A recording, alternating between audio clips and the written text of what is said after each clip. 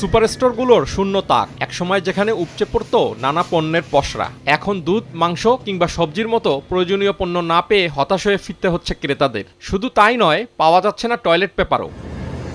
এমন চিত্র উত্তর কোরিয়া, সিরিয়া, আফগানিস্তান কিংবা যুদ্ধপীড়িত কোনো দেশের নয়। বিশ্বের সবচেয়ে ধনী ও সম্পদশালী দেশ হিসেবে পরিচিত যুক্তরাষ্ট্রের সুপার শপগুলোতে চিত্র এখন এমনই।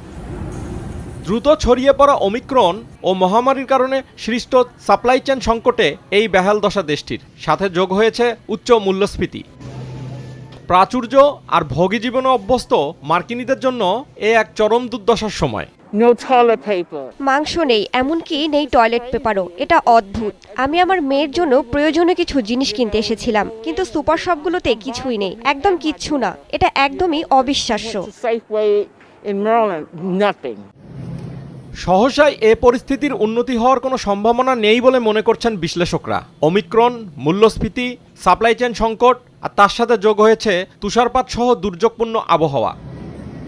শীতের সময় প্রয়োজনীয় পণ্য না পেয়ে আতঙ্ক থেকে অনেকেই স্টক করছেন খাদ্যসহ নিত্যপণ্য। এতে সমস্যা আরও তীব্র হচ্ছে। আমি কখনোই এত তাককে একসাথে ফাঁকা থাকতে দেখিনি।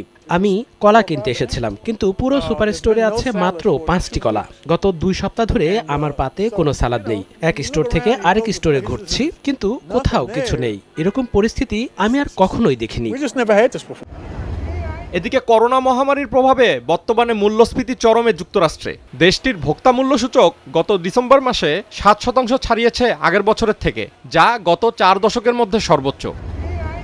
রাইসুল ইসলাম, সময় সংবাদ।